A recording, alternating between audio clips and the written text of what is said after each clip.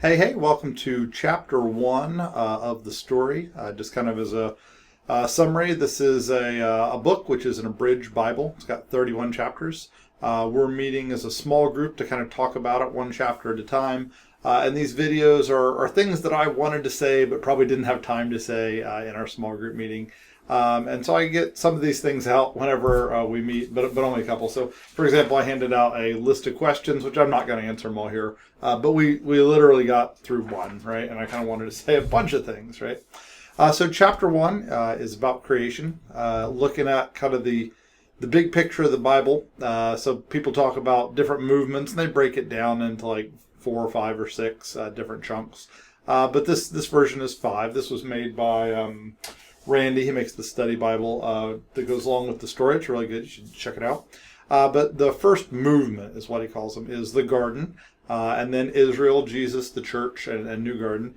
And the first movement is this week, right? So chapter 1 is the entire movement, which is really funny because chapter movement 2 is 2 through 21, right? So there is a ridiculous amount of information that comes in these first 11 chapters. It's one of the 5 movements of the Bible, right?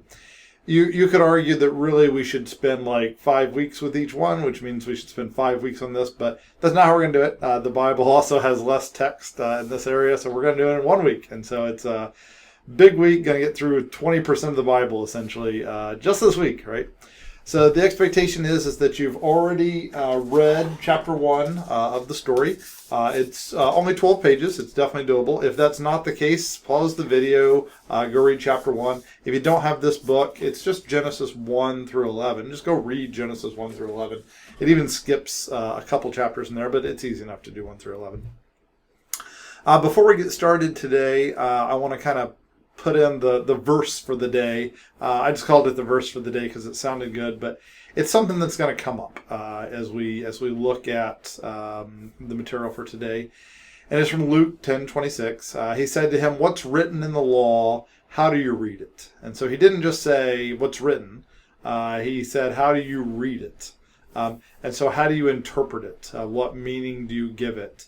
How do you go about reading it the right way? And I'll also point out that it doesn't say how does Dave Fisher read it. So you're going to hear my opinion in this video. That's just you're going to get my interpretation of things, and maybe I'll even back it up with why I feel that way. But at the end of the day, it comes down to you, right? So how do you read it? And that's going to be important today. I also gave a little context here. This was when Jesus was talking to a teacher of the law or a lawyer, and he asked him, "What must we do to inherit eternal life?" Right? And so it was interesting, little discussion there. But I always hate quotes. I do it all the time. But when you take something out of context, it's easy to misinterpret it. So that's the goal for today. How do you read it? So how do you read it? So the first way you read it is you get it translated to a language you know. So the Old Testament was written in biblical Hebrew. And so it uses these characters. This is what biblical Hebrew looks like. And somebody has to be smart enough to know how to translate it. So Hebrew was a dead language. It's the only language to have made a comeback. So people know how to speak it now, which is interesting. The closest I come to actually speaking Hebrew is there's these fun little tools. So this is a tool. So it's literally to transfer the Hebrew Bible from Hebrew to English, but it works out nicely because the Hebrew Bible or the Tanakh is the English or is the Protestant New Testament, right? And so one thing that's kind of fun in this is you can highlight chunks, and then with the magic of Google Translate, you can kind of see. So this must be in the beginning God created. So the word I grabbed there was created, and I think in the slides I grabbed somewhere in this chunk. I forget which ones I got, but there was confusion and chaos and darkness. Now wait, this is confusing because over here it says, now the earth was unformed and void and darkness. And so the only thing I'm trying to point out here is that somebody has made a decision for you on your behalf as to what these symbols mean. So these symbols, they go together to make a word, and out of context from here and anywhere else the symbols were used, we figure out what it means. And interestingly, the words actually say confusion and chaos, which is a very different word. And so what am I saying? Is it true? Was the earth void? Or was it so chaotic that there was a lot of stuff, right? Not going into that. I'm just trying to point out that it has to get translated, and translators has to think about context, and they have to make choices, right? Which of course explains why there's so many different versions of the Bible. This one, by the way, tohu and bohu. I like to think about this phrase because it rhymes for one, so it's interesting that it rhymes. It shows how this is meant to be presented, right? So in like Jesus' day, they didn't necessarily refer to these as the scriptures or the writings. I mean, those were words they used. I think the name more commonly used was the readings, because these things were read, right? So you go to the synagogue and they would read it, and they might read it in Aramaic or they might read it in the Hebrew for the people that could understand what the heck they were saying. And so I imagine that there was times when there were groups that could listen to it in Hebrew, and they would come out and they would say this: in the beginning, God created the heaven and the earth. And by the way, on that website, you can also play it. You can listen to it. It doesn't do me any good, but I can hear them saying the words tohu and bohu, right? And I can think about the people who are reading it, and the fact that they rhyme was kind of important to them, and it may have been important to the author that it sounds elegant, right? And so I just kind of an interesting little tidbit there.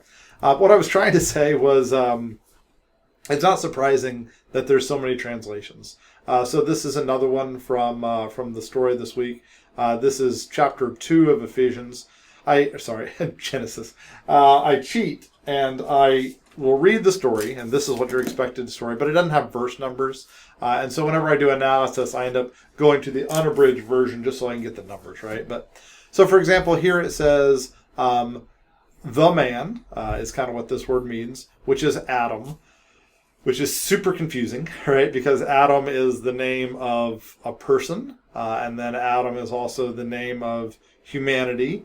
And it's hard to know when they're talking about humanity in general, or they're talking about the person Adam. And so, like, even here, it's like then the Lord God formed man from the dust of the ground, and so they have to decide.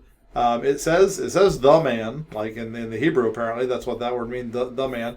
And so every translator has to make decisions like this, right? So you can see that there's a bunch of them here. Then God formed a man, then God formed man, then God formed the man, like referring to Adam.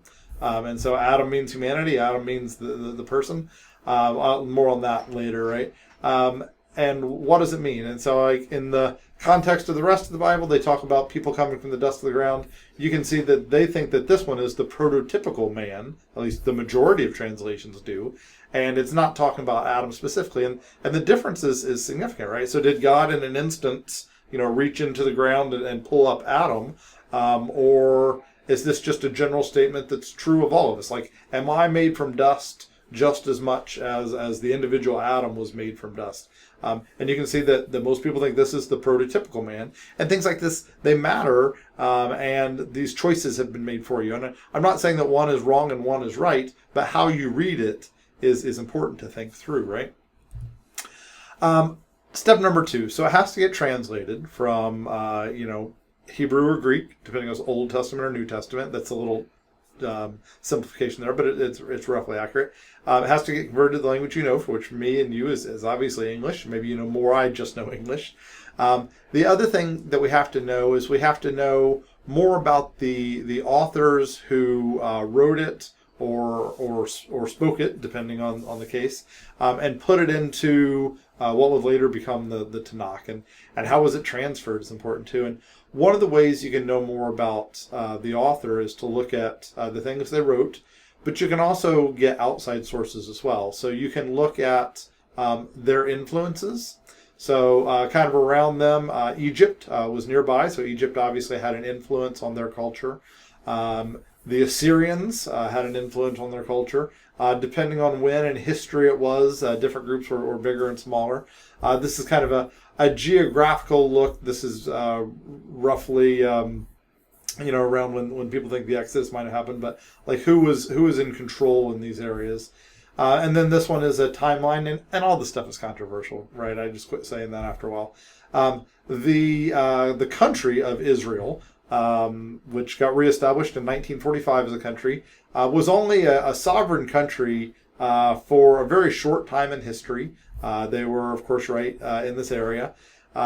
And so they were influenced by a lot of other people. They were different from other people. I'll give you that. Hopefully they were different from the Babylons with the way things are described. But they definitely shared more with these cultures than they share with us.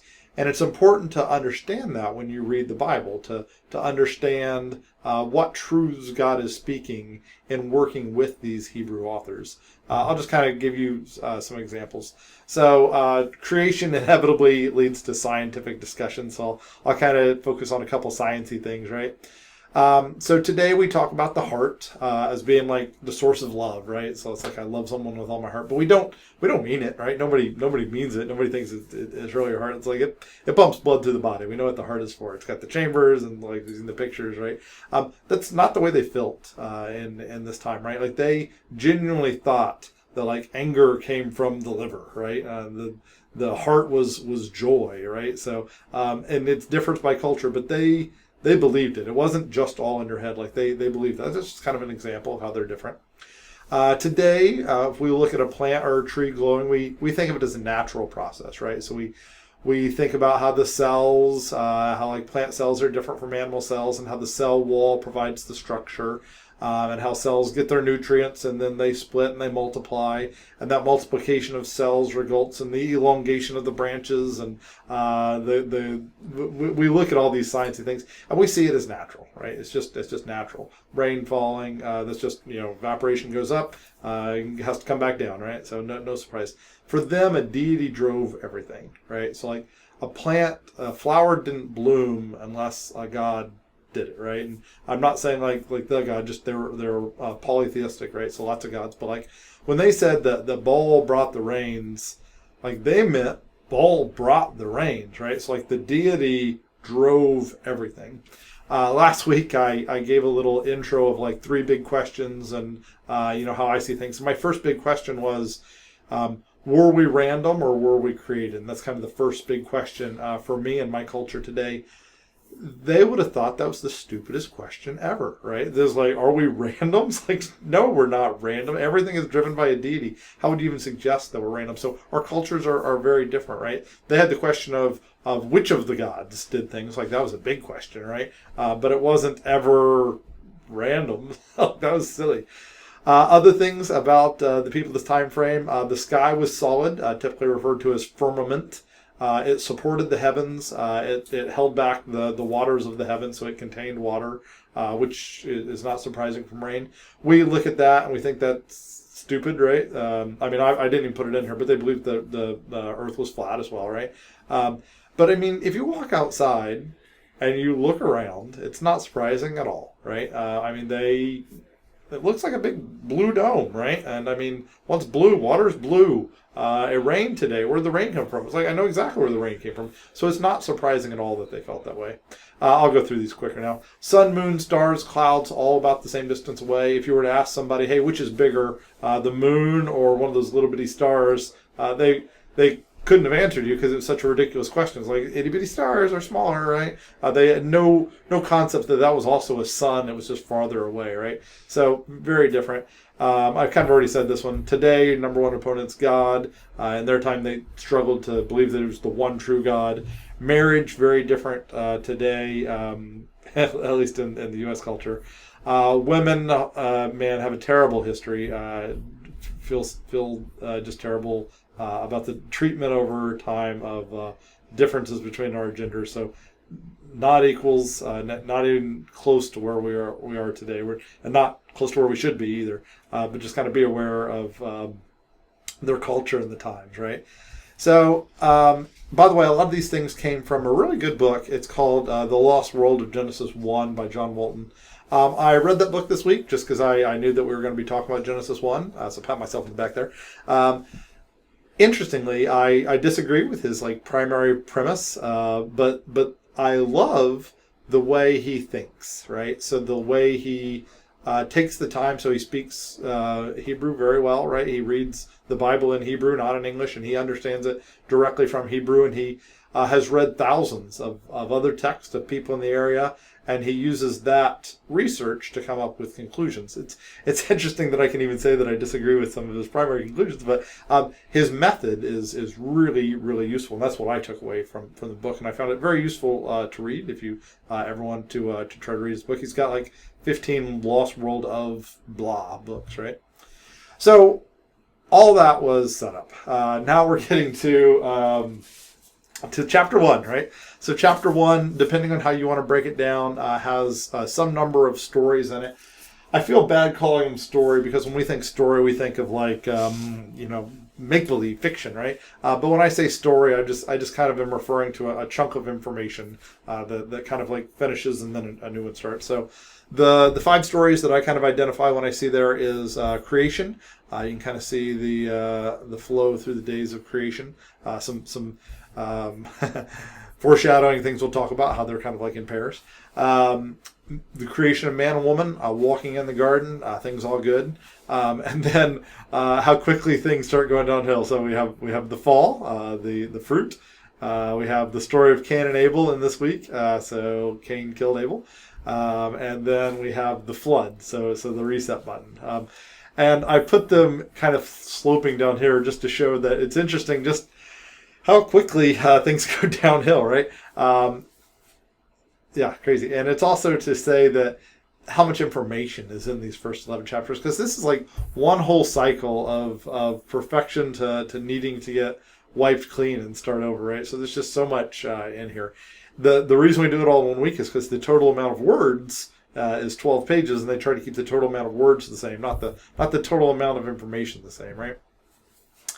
So the story always tries to put dates on things. I'll just say it puts a date on things that what it considers its best guess. So like Abram is actually like not really born in this chapter. It's like the very end they mention the birth of Abram, but they put a date on here of like 2166, and obviously that's a guess. I just kind of wanted to point it out again.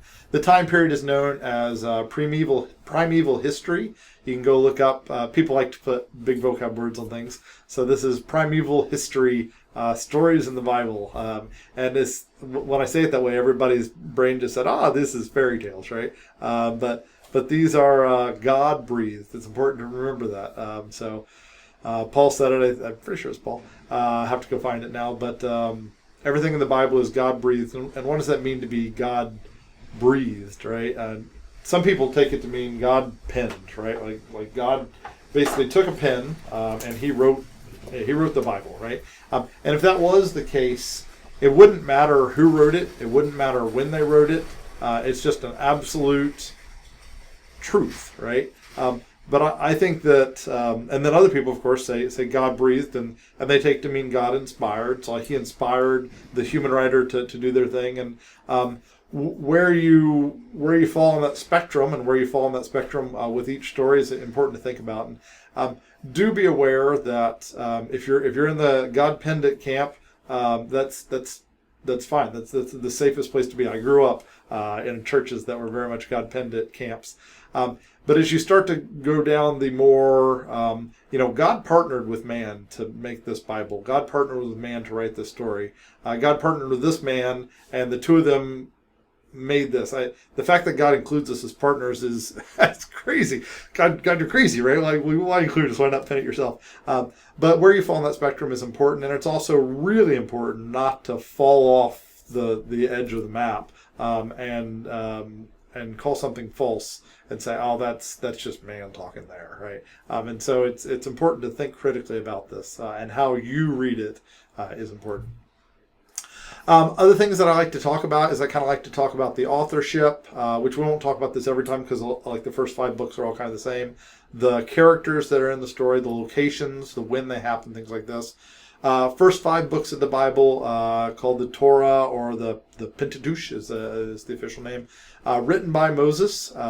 When we say written by Moses, what does that mean? Did Moses write the letters on the scroll that we have today? Like, did Moses pen like the Dead Sea Scrolls? And no, right? That's not the case. Moses could write, but we're not looking at Moses' writings. So how did they get from Moses to us, right? And the answer is that in history, things were passed through brains. They were passed orally. So like even in Jesus' time, which is 1,500 years after when this is written, give or take, even then, like the only scrolls were like the ones at the synagogues. A scroll would be like really expensive. Like people didn't just have scrolls in their house, right? Maybe the crazy rich person in the town had one, right? But the synagogue had them, and they would read them, right? And so that's how people got the information. And so the information was in everybody's head. So they would study this information. And it seems clear from people that study linguistics, I'm not a linguistics, that these first 5 books kind of have a lot of like duplication. They call them doublets. And now that suggests to people that there's actually different scribes and prophets who helped recompile information. They believe that the versions that we feel really confident about, that didn't change from that point on, are like 700 to 900 BC. And they have identified who they think that there's at least 4 different people that were part of that recompiling efforts. There's a tradition that it was Ezra during the Second Temple time, but that's probably unlikely, right? He's just the famous person whose name they know. They call him the JED&P. You can read all about JEDP theory. It doesn't affect me greatly, and they're named differently because like the J used like Jehovah, the E used Elam as different names of God, and how this thing came back together. So at any rate, just wanted you to think about like who the author was, where this came from, how did it get from there to you, right? Characters, this one's kind of silly almost. In later ones, when it's the Israelites, the characters slides will be more important. But God, the Trinity, the Word, Adam, Eve, the serpent, obviously characters in the first story. Interestingly, this is just kind of for people that happen to have read the unabridged version. There's some stories in the Bible that won't be in the story. So Seth isn't mentioned in the story. That's okay. He was another son of Adam and Eve. The genealogy from Seth to Noah. No mention of Lamech. No mention after Noah of the Tower of Babel. That's actually next week, I guess. I guess it's the end of this week. But just saying, there's a couple things that aren't in the story if you ever wanted to read the unabridged version. But Cain and Abel are in there. Then, of course, Noah and his sons and their wives. That's kind of all we know about them. It's fine that we don't have the names of the wives. We actually do have, there's a listing of Noah's wife's name in Genesis. Also say that the image that I show here are meant to kind of be fun. I just go out to the internet and I grab images. I'm not careful about royalties. I really should be.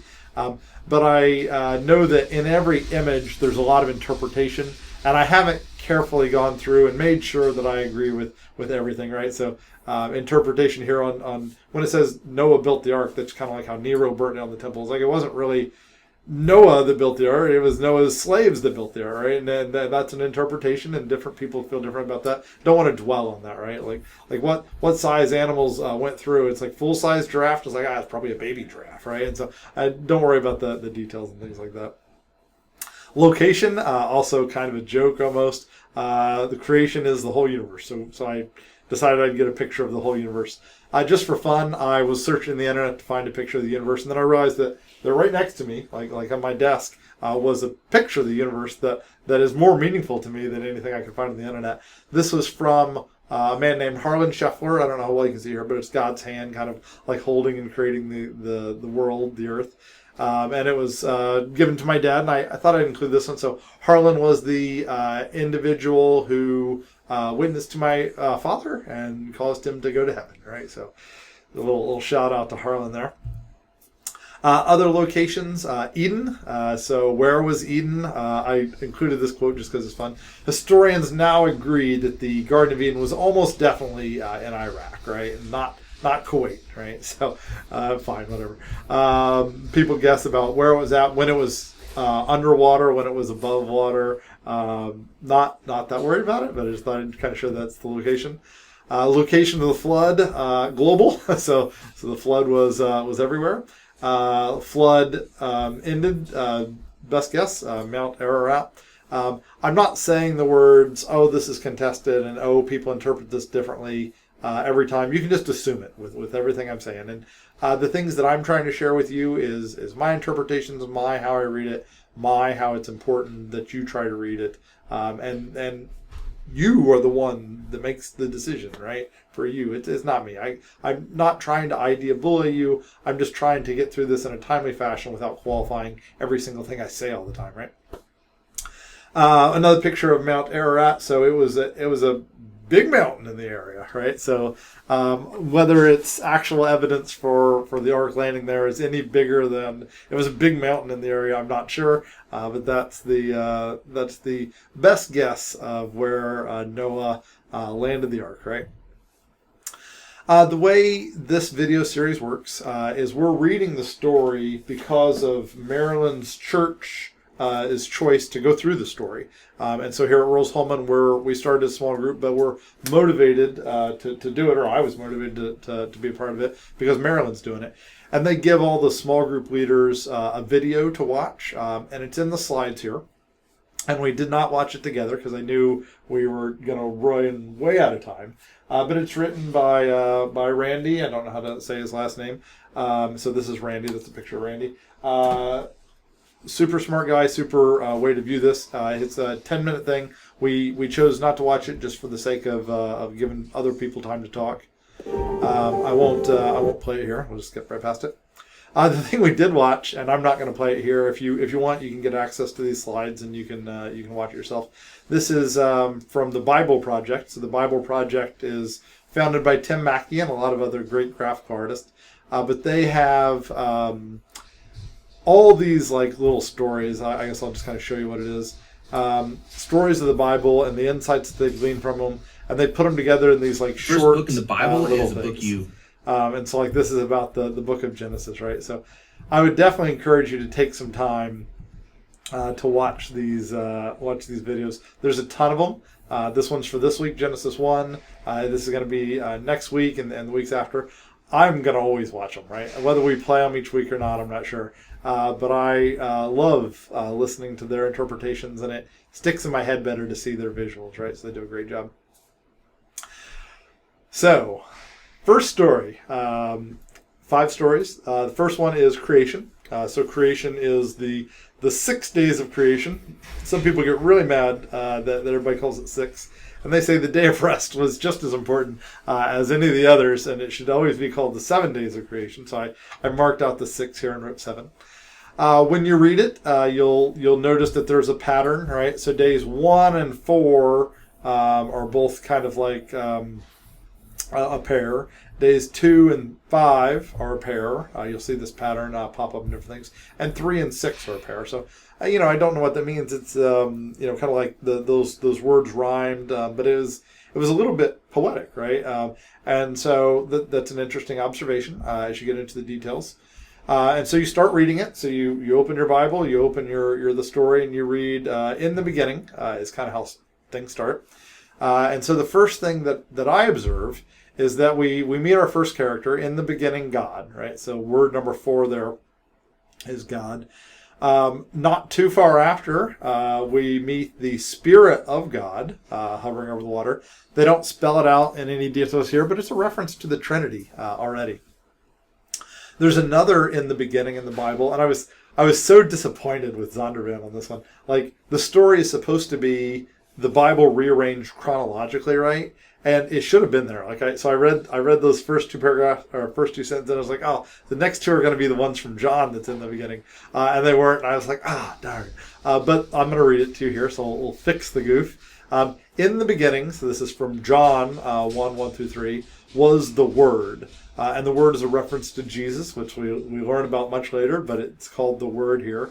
And Jesus was with God, and Jesus was God. Another reference to the Trinity in the beginning. And he was with God, and this sentence I think is super important. Through him all things were made. Without him nothing was made that has been made. And to be honest, like we'll talk about why, but I consider like this sentence to say more about the science almost than Genesis 1, right? Like I love science. I'm a scientist, right? It's a PhD from Stanford, right? I love science. I teach engineering.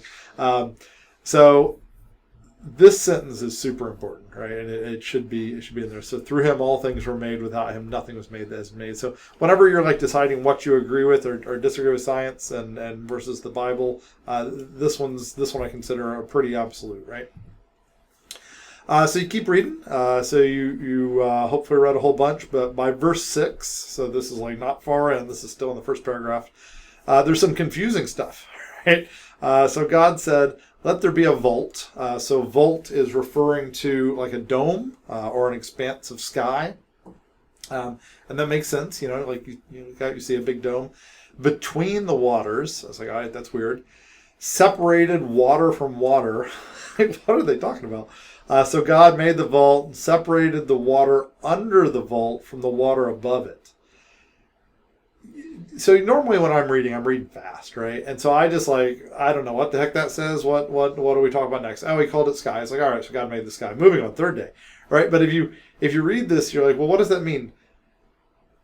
Water's above it. Water above it. And so in kids' Bibles, we translate this to mean clouds. All right, so there's a ton of water in clouds, right? So don't deny that there's water in the clouds. So we say in kids' Bible that God said, "Let there be a sky between the water and the clouds." And I'll get you a kids' Bible. I'll show it to you. Right, that's what it says. And so He made the sky, and that's the end of the sentence, right? So that's not what it says. I don't think that's what it means. This verse is very important to me, right? So everything has the to me things, because it teaches me on the first paragraph of the Bible more about how to read the Bible, or maybe how not to read the Bible, right? And the author of this received this message from God, and they weren't shocked by it at all. They're like, yeah. It's like you separated the waters above, the waters below. There's water up there. It's solid. It's blue. It rains. That's exactly what it means. It means that God works with us in creating the Bible. It's for humans by humans. He considers us partners in things. He'll guide the process. He'll make sure things aren't like completely off the rails, but he treats us as partners. And there's not going to be any scientific facts beyond what that author knew, right? So that's the most important thing. So people die on the hill for this all the time because they feel obligated to. They see science in chapter 1 of Genesis, God's breathed word, and they see science, and when they're forced, they choose God. Let God be true and everyone else be a liar.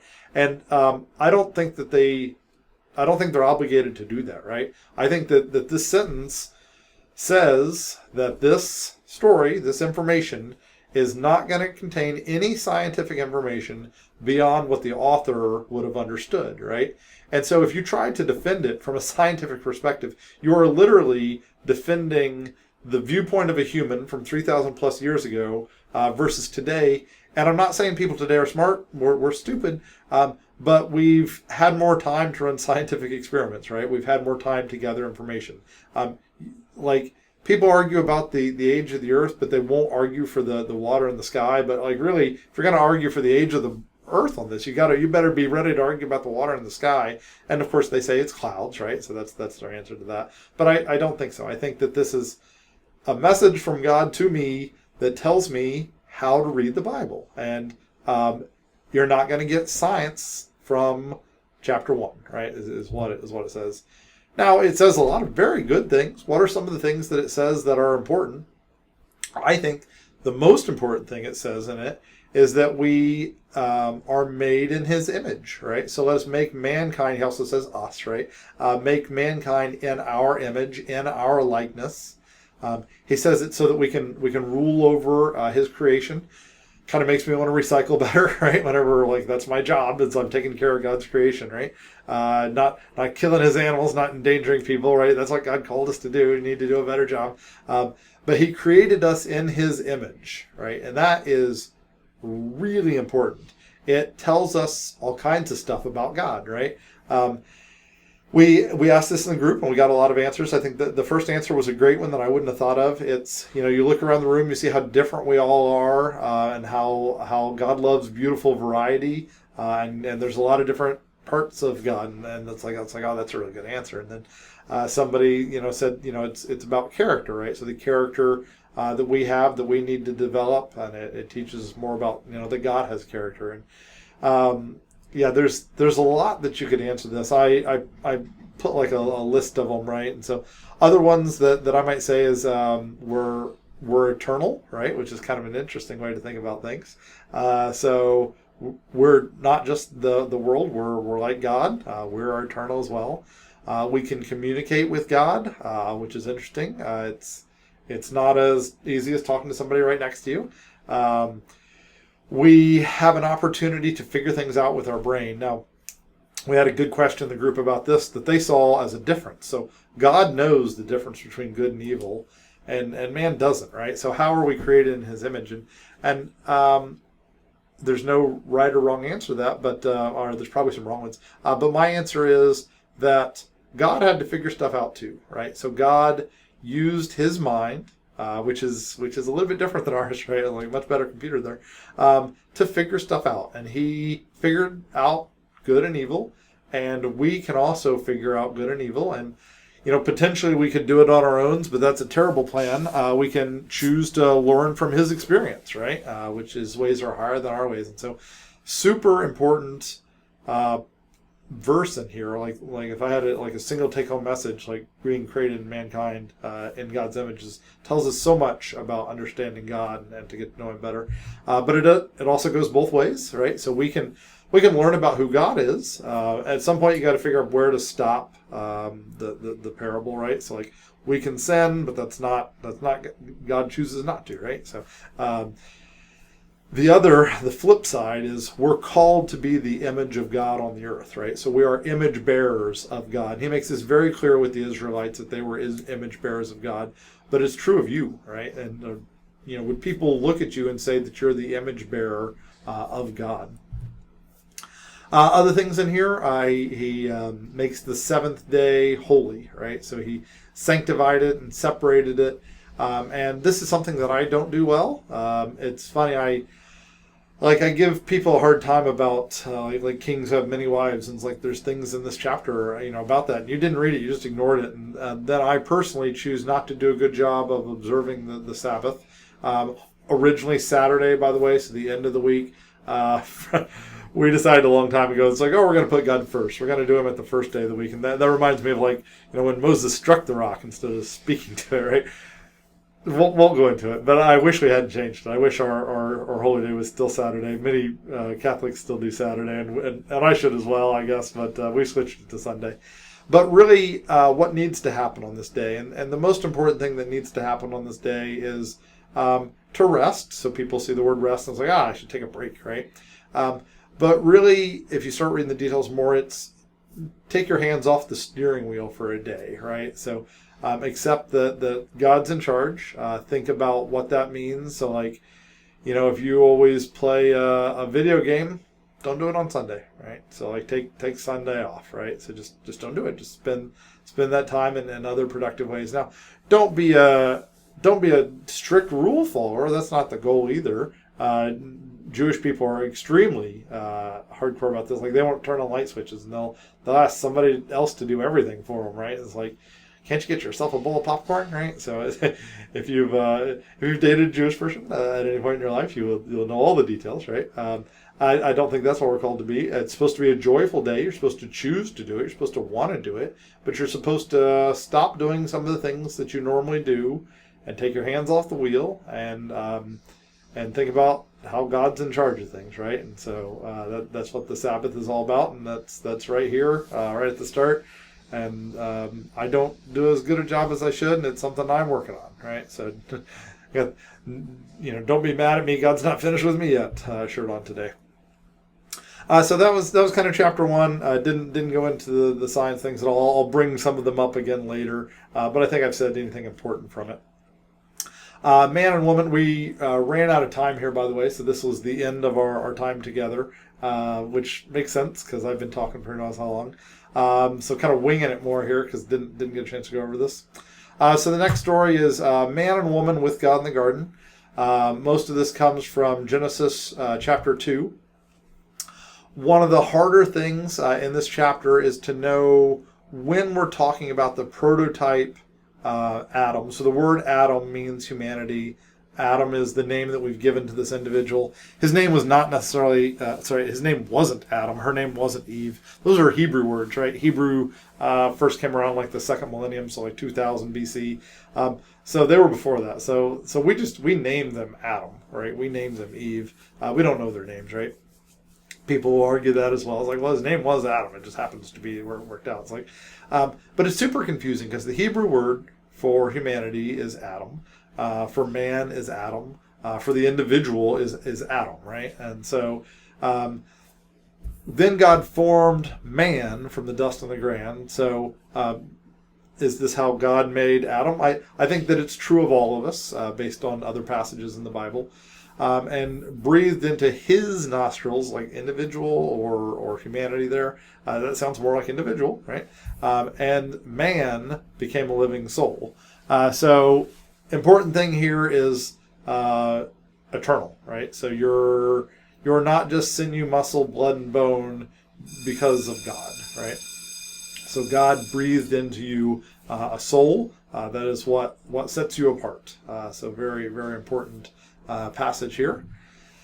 I'll also say that this is the passage that talks about man and woman and marriage, and this is the conflict of our day, right? So I'm not qualified to talk about this, right? So I should just shut up. I'll put some things on the slides, and I'll try to stick with what's in the text. People have thought about this because it's such an important topic for lifetimes, and they have passion about this topic. And I have not got it figured out, but I can tell you some of the things that the Bible says, and then you can figure it out and you can tell me, right? So Genesis 2:24, a man leaves his father and mother. So like there's humanity. So Tim Mackey does this thing where he's like, there's humanity, and then they leave, and then they come back together again, and then that's where procreation, that's where sex fits in, that's where continuing the species fits in. That is a way to be the image of God, right? So made humanity, leave father and mother, come back together again. A lot of, like, how was Eve made? Eve was made by taking side of Adam, which is usually transferred rib, but really it just kind of means like side of Adam to make Eve, so that they were one, like humanity was one, taken apart to be two, but then through marriage, one again, right? So pretty darn important stuff going on here. Jesus, so this is New Testament, whenever he was asked a question about this, he wasn't asked about gay lesbian question, right? He was asked about divorce. That was the equivalent hot topic of their day. And so somebody came up to him, obviously trying to trap him, and said, "Can we divorce or not?" Right? So like he's not. It's not a genuine question. He's trying to get Jesus in trouble because he's going to answer one way or another, and I'm going to get him whichever way he says, right? And Jesus responds the way he regularly does. It's like, haven't you read? This guy was a teacher in the law. He'd read, right? Like that guy was pissed, right, at that point. In the beginning, he made them male and female. So it's referring back to this verse. Actually, it's a little bit earlier. And he said, a man will leave his father and mother, be united to his wife, and the two will become one flesh, right? And so, like, you can try to interpret things however you want, but I mean, it says man, woman, it says two. There's a lot that's pretty clear there. So they will no longer be two, but they will be one. And he then answers a little bit about the divorce. What God has joined, let no one separate. And he goes on to list times where divorce is sad, but it's okay. So he lists in that one, I think, sexual adultery, but then other verses also list abuse. They list abandonment, and I think that he only said one, but I think all three are perfectly valid. So it's sad when it happens, but he acknowledges that there's times where it's best, right? But the goal to be the image of God is for you both to be doing your part equally and to be one flesh and to never separate, right?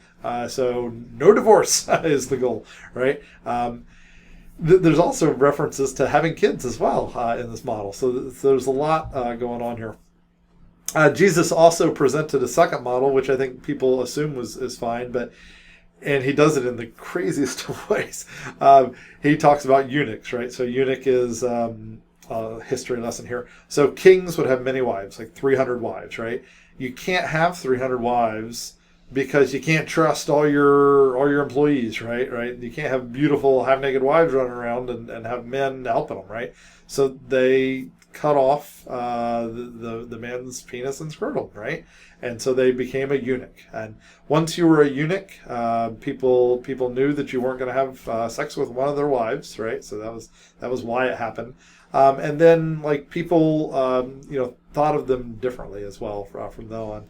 And so he uses that as an example for a second model that's perfectly acceptable. I wonder if he did it because he was embarrassed to say the word sex as much as I am. I don't know what it is, but a eunuch is somebody who is single, does not become one flesh with a person of the opposite sex.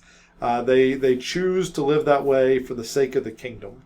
And so that's another perfectly acceptable model. And that model, since he chose the word eunuchs, is someone who doesn't have sex and is single, and it's for the sake of the kingdom. So that's the second model that can be the image of God. Now, this does bother me, especially because I have gay friends, right? I know gay people. I have someone who I would call a friend who's transsexual as well. And it's something that's on my mind as well, right? So I was at a talk on I think it was Wednesday night called The Talk, and they mentioned this book, Queerfully and Wonderfully Made. Now they had only negative things to say about it, but honestly, I like to read things for myself. It's just kind of who I am, and so I read this book open-minded, right? So I was like, what argument do they make, right? So our culture, sex is becoming more like, I use the analogy tennis, right? So whenever I was in high school, I played tennis. I was on our high school team. I enjoyed playing tennis. And I would play, tennis against my friends. And it was just a fun activity. And I would sign up for leagues and I would play tennis against people I didn't even know. And maybe I would exchange names with them whenever I play tennis. But our culture has reduced sex to tennis, right? So, It's out there, right? And so the question is, can a person get to the point where sex is so devoid of meaning that it really is not that different from playing tennis? And I was curious if there was something in the Bible that I missed, right? And so I got this book and I read through it, right, just to kind of learn more. I'll tell you the punchline. If there is an argument, which I don't think there is, to be honest, then it's not in this book. So this book, I'll kind of talk more about it, then I'll share some of my other feelings. This book is very much promoting putting yourself first, exploring your own nature as deeply and thoroughly as you can, and coming up with answers without making God an authority in your life, right? And so you could also say exploring your sinful nature as thoroughly as possible. It encourages you to separate from others that disagree with you. It encourages you not to tell anyone at your church because they might help you, right?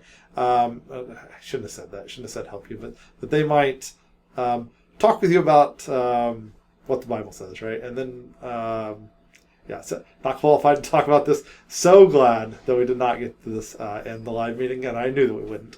I will also say that sin is sin, no matter what it is. For example, I don't keep the Sabbath, right? I am, by means of the world, I am crazy rich, right? By our culture, I'm not crazy rich, but if you compare me to the world, I'm crazy rich, right? I don't give all my possessions to the poor. I have sin in my life that I deal with all the time. I talk to God about it. Could somebody have sin in their life that they are struggling with and still go to heaven? I think the answer to that is sure, right? So it's kind of like Romans 10:9. If you confess with your mouth that Jesus is Lord and believe in your heart that God raised him from the dead, you'll be saved. And the end of that verse is not unless you're gay, right? The end of that verse is not unless you're rich. The end of that verse is not unless you're overweight.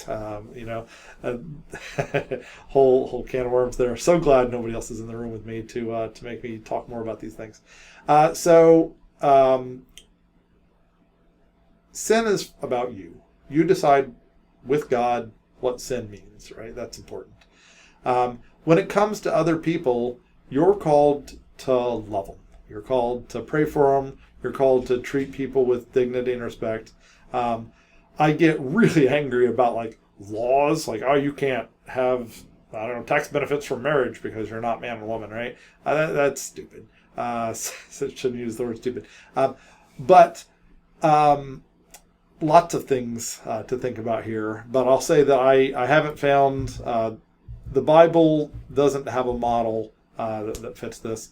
Other things I learned from this book, just to kind of share, is so this book is terrible, just truly terrible. But it's important to know how Satan works, right? So I stole a snippet, just kind of the book, right?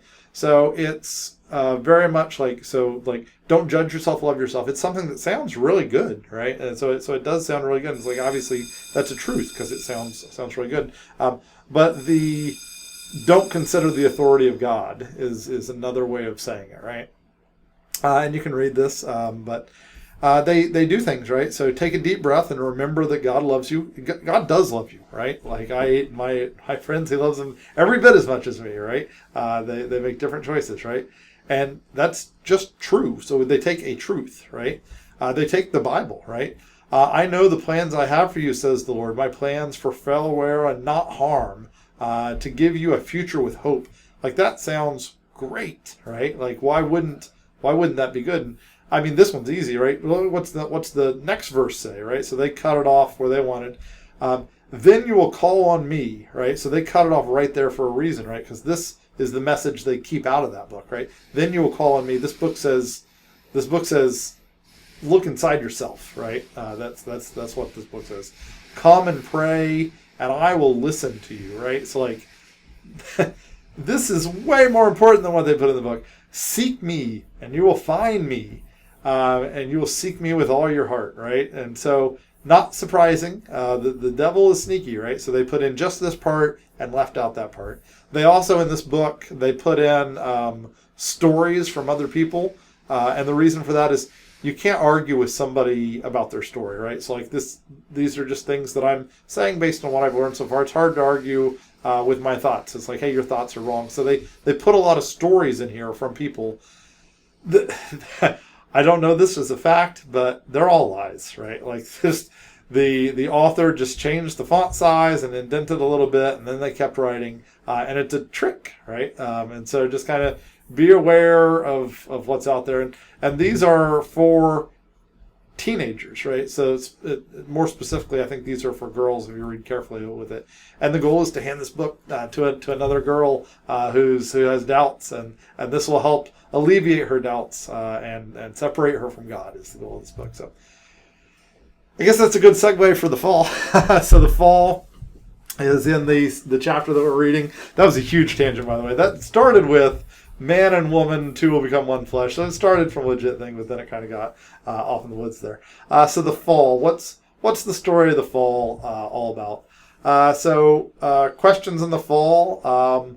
Why didn't God stop it, right? Why put the tree of knowledge in the garden, right? Like, God, why did you, like, you had to know what was coming, right? You put it right there. You knew it's going to happen. And so why put it there? Why let it happen? So, I'd like to get people's opinions on it. We didn't have time for this in the discussion. But I mean, it's critical that God gives us a choice. He will say, I'll tell you what's good and evil. I'm going to say it. But he doesn't stop you, right? Like, he gives you freedom of choice. And that is the most like what life is. Life is a choice, right? Like, that's core and fundamental. So God let it happen. There's also a lot of confusion here about whether this is prototypical of people or whether these are individuals. I am not opposed to people's arguments. Obviously, people that are in the individuals camp get quite angry if people say that it's a prototype true of all people. It's blurry, right, is what I'll say, because it is definitely true of all people, right? There's no doubt about that. My thought is that God picked out two people, and again, this is my opinions. I don't think that he created them. I think Adam and Eve were both born of natural, like, men and women. I think he picked two people, much like he picked Abraham, much like he picked Noah, and he, told them about himself. He in this case, face to face, right? And I think that this is one of those things that I think God looked forward to, right? So I think he created a garden. I think he walked around the garden. I think he loved every minute of it, knowing what was going to happen, right? But I think that these two people literally got to do something that is true of everyone, right? And so I think that there was a tree. I think there was a snurpet. I think it's a little crazy, and I get that people don't feel that way, and you'll still go to heaven even if you don't feel that way. But this was how God tried to explain the meaning of life to them. He let them experience physically a truth that is true of everyone. And people are like, well, what if Eve hadn't taken the apple? Would we not be in sin? Would we still be with God? And it's like, well, God did it physically with them. But, like, if God did it with you, you would do just the same, right? Don't even try to say that you wouldn't, right? You're just like, hey, I'm curious about this apple. I'm going to try some, right? It's part of your sinful nature. And so they got to do physically what is true of all men and women, right? And then, of course, you can see little biases from the author about blaming women first and things like that. What is the take-home message of this? So it's God gives you a choice, I think, is the first thing. So that's what this slide is all about. Choices is what life is. We also learn a lot of valuable lessons. I didn't put these up because they rhyme. I didn't come up with it. Pursuit of fame, result, or full of shame, resort to blame. So you can see fame, shame, and blame in the story. So fame is like, I want to eat the fruit because it'll make one wise. I want to be great, right? Like my will, man's will is fame, and how fame leads you to disobey God's will, right? Shame. Shame is I'm not good enough, right? Like you were created by God, right? Like why are you not good enough? Like God picked you out, like, and Adam and Eve, the individuals, you are very special, right? And it's true of everyone, and they got to experience it physically. But they were afraid and hid because they were shamed, right? They were ashamed. And shame keeps you from being who you really are, and that's God's chosen, right? Blame. Blame is ridiculous, right? So, like, God knows everything, right? There's blame is like, she gave me the fruit. It's like the snake gave it to me, right? It doesn't do you any good when you feel feelings of blame coming on. You got to learn how to fight them, right? Like, yeah, sure, there's times where blame is important so that people understand the situation, so that they know what really happened. But in general, when you feel blame coming on, it's ridiculous, right? So like, God knows all the details. You don't even have to get defensive. You just have to try to say the truth and what it is. So fame, shame, and blame are definitely things that can hold you back from being who God called you to be, from loving one another's in relationship. And if we had time, we would let people answer these questions and think about how fame, shame, and blame have affected your life. For me, the one that's the hardest is fame. Like, in my daydreams, I think about, like, oh, somebody's going to watch this YouTube video and they're going to say it's amazing. And then I'm like, that's stupid. I make these videos largely for me to learn, and I'm delighted that you chose to watch it this long. I'm kind of surprised, but I'm delighted to have you here. So fame is the one that I struggle with the most. And I watched a Phil Vischer, like, talking about the empire that he built up, like his goal to be the Christian Disney, and how it came crashing down. And then his new company is called Jellyfish, and it's because the jellyfish can't swim, right? They just have to go with the motions, right? And so, like, the take home message is, how do you do God's will? Like, you don't necessarily have a big plan for what you're going to be. You just have a goal for that day about, like, what you're trying to do, and it's not about you having to achieve your goals. It's about being where God puts you, doing the things that you're called to do there, right? So I'm called as a servant of God, and I teach at a college, and I plan to continue to teach at a college unless I'm called to like missions or something like that, and to be happy and content and help right where I'm at, right? Whew. All right, so going to try to go a little faster just for the sake of time. Cain and Abel, there's obviously information we can take here. The main message I take is that sin is a temptation. Of course, Cain acts on it. And you see just how quickly things get bad. Cain, it kind of says a funny thing here. It's like, where's your brother Abel? And it's like, I don't know. Am I my keeper, brother's keeper, right? And so, I don't know. It just shows how quickly things go downhill. Leading to God deciding in relatively short order to reset the human race. I think Tim Mackey captured it way better in that there was sadness, right? Like he saw that knowledge of him had lost, right? So it was done, and so it's time to start fresh. There's no way around it to continue the goals they had for the earth, then to wipe it clean, right? And so restarted with Noah and some animals. Really good like attempts at human authors to try to record from their perspective as best they could the things that they experience. Certainly applaud the efforts. Hard to say the year on when things happen. Hard to know the details of everything.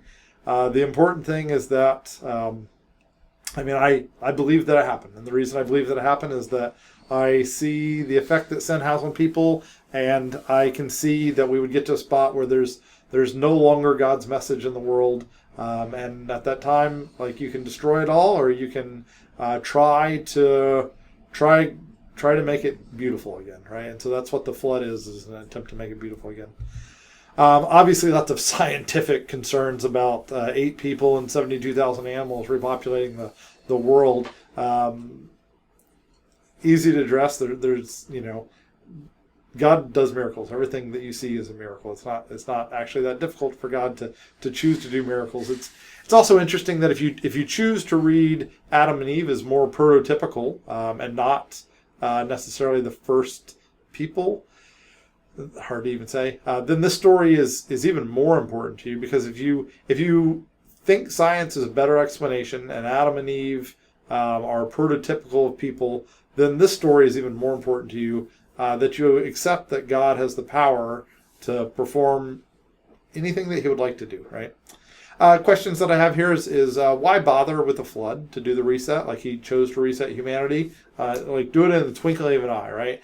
Why bother make Noah build a boat? Why not just avoid it, right? Like, why not let people be receptive to the message to where it's not necessary? And I think the answer is that it was good for Noah, right? So Noah had this experience, and he got to understand God better, right?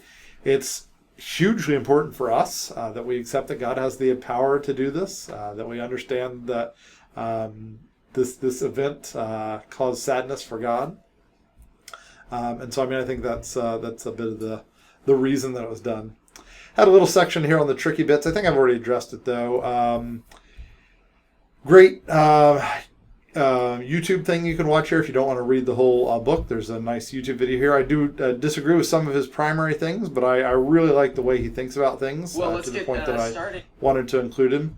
All kinds of scientific concerns, like is 24 hours a day, or was it an era? And like, how do you feel about that? And the waters above, the 2 great lights, Adam calling her Eve when Hebrew hadn't been invented yet. Cain got a wife after he killed Abel, and he went to Nod. Was she from Nod, or was she just like a sister?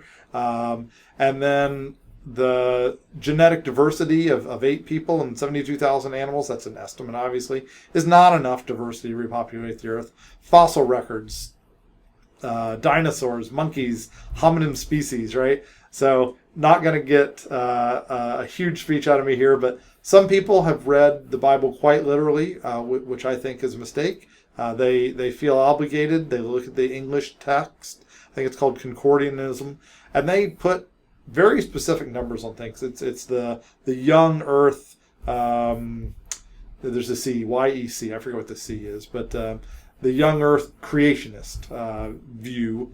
And if you are in that camp, I interpret it differently, but I do respect your opinion. I have not said that very respectfully this YouTube video, but it's something I'll work on for me, right?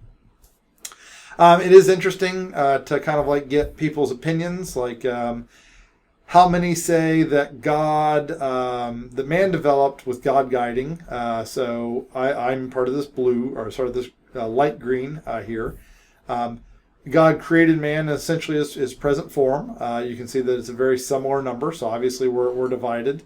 And we both go to church, we both go to heaven. I apologize for my negative tones on that. And then there's the darker green line, which is the more concerning line, and this is that it happened without God, right? And so this goes back. I don't want to flip back in the slides, but like through him all things were made, and without him nothing has been made that has been made. And so these is who I would stand up against, right? I would not stand up against somebody else in one of these groups, right? I'll also say it's interesting. The story is super sneaky here. The story in one of their little interstitials, which is not from the Bible, it's just from their stories. It's on page 4. It says that he singled out 2 humans, and like when I saw that, I was like, "Ooh, a little risky there." It's Zondervan, right? Like that's not been the historically interpretation of Adam and Eve, right? He didn't single them out.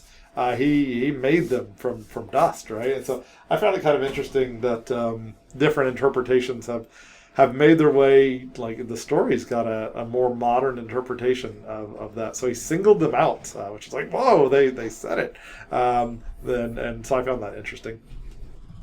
Other things like dinosaurs. If you're young Earth creationist, you believe that the Earth stratosphere layers were placed there in an instant and didn't exist. God could have done it that way. To me, that seems like a more complicated solution than the simpler.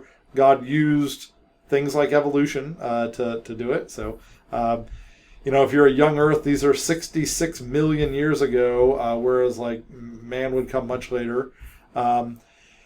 Scientific theories are not necessarily true. I'm not saying, hey, I agree with every scientific theory, but I'm open-minded to hearing what people have to say. I don't feel a conflict between Genesis 1 and these theories. So just to kind of say some of them. So billions of years ago, solar system formed. Evolution went through many processes. Eventually, we had primates.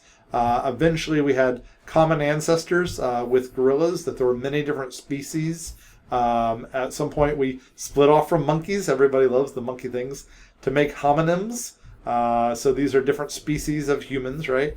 They have pictures on the Smithsonian that are obviously monkeys, right?